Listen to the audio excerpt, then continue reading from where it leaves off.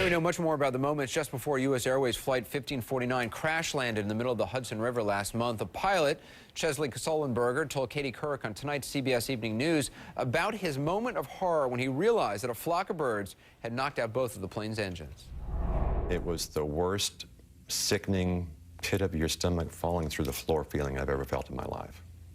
I knew immediately it was very bad. Did you think, how are we going to get ourselves out of this? No. My initial reaction was one of disbelief. Now, for the first time, we can take you inside the cockpit. Newly released audio recordings reveal just how close the crippled flight came to disaster. David Mattingly has the 360 follow.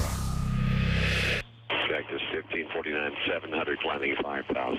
US Airways Flight 1549 had just begun to climb out of New York LaGuardia when FAA tapes capture the moment the flight took a fateful turn. Cactus 1539 hit birds who lost thrust on both engines returning back towards LaGuardia.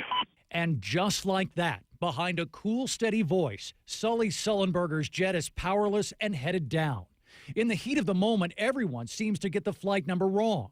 And listen as air traffic control seems stunned by the emergency. So it's 1529. He bird strike. He lost all engine. He lost the thrust in the engines. He's returning immediately. Cactus 1529. Which engines? He lost thrust in both engines, he said. Got it. Next, there's a scramble to find him a safe place to land. We can get it for you. Do you want to try to land 1013? We're unable. We may end up in the Hudson. All right, Cactus 1549. It's going to be left traffic to runway 31. Unable. Okay, what do you need to land? Cactus 1549, runway 4 is available if you want to make left traffic to runway 4. I'm not sure we can make any runway. What's over to our right? Anything in New Jersey, maybe Teterboro? Okay, yeah, off your right side is Teterboro Airport. It takes just 30 seconds to clear a runway in New Jersey, but by then, there's no chance for a dry landing. Cactus 1529, turn right 280, you can land runway 1 at Teterboro. We can't do it.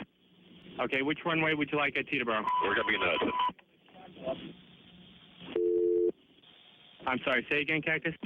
But this time there was no reply. The conversation lasted less than 2 minutes, and it was the last time air traffic control would hear from Captain Sullenberger. All anyone knew was that Flight 1549 had disappeared from radar. Cactus 1549, radar contact is lost. You also got Newark Airport up here, too, clocking about 7 miles. 210, 4718. I think he said he was going in the Hudson. Cactus 1529, you saw him? As they continued to try and help, no one could see Sullenberger's masterful splash down in the river. And it would be long, agonizing minutes until they would hear that a miracle on the Hudson had taken place. All 155 aboard were rescued alive. David Mattingly, CNN, Atlanta. Incredible how calm and cool he was. A quick program note. For most of the day, we've been telling you about